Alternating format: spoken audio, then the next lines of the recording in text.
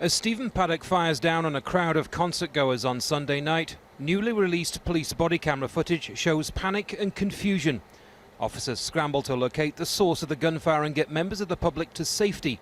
This is a dramatic snapshot of the moments before Paddock was located on the 32nd floor of the Mandalay Bay Hotel. Police gave more details of how events unfolded. The suspect, I can tell you that we know now that he fired off and on for somewhere between 9 and 11 minutes. We know that the suspect fired over a dozen or so volleys, and we know that the firing by the suspect ceased at 10:19. So I want you to think about that. The first minute the police are aware of shots being fired at 10:08, and it stops at 10:19. Also, another question that came up: how long was it before our SWAT team entered the suspect's room? Somebody said you heard that it was 72 minutes, and if why so long? As I just mentioned to you, and as the sheriff mentioned previously in the briefing, we had patrol officers actually working another event at the Mandalay Bay who heard the shooting, and they took it upon themselves to form up into a team, enter the stairwell, begin ascending the floors, and also evacuating hotel guests. The SWAT team had to arrive first. Officials say several searches have now revealed the full extent of Paddock's arsenal.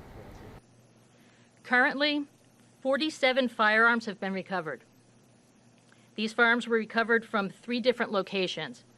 Those locations consisted of the hotel room, as well as Verde and Mesquite, Nevada. They were purchased in Nevada, Utah, California, and Texas. The gunman purchased rifles, shotguns, and pistols. Inside Paddock's hotel room, assault rifles can be seen on the floor, many of them modified to fire more rounds. What's not clear is why a retired 64-year-old accountant carried out the shooting, but his longtime girlfriend Marilou Danley has now been described as a person of interest. Stephen Paddock's family history is also emerging. His father, Benjamin Paddock, was at one time on the FBI's most wanted list for bank robbery and theft. President Trump also declared without citing any evidence that Paddock was mentally unbalanced. He was a sick man, a demented man, a lot of problems, I guess, and we're looking into him very, very seriously. Investigators say they're also looking at Paddock's financial history. Described as a high roller, he gambled heavily and sent large sums of money overseas. What's clear is that Stephen Paddock planned his attack well in advance, even installing a camera outside his hotel room to watch for approaching police. His motives, however, remain a mystery. This is a man with no criminal record and someone who neighbours describe as a recluse. As this city continues to mourn its dead, it's a question many want answered, but so far the reasons remain unclear.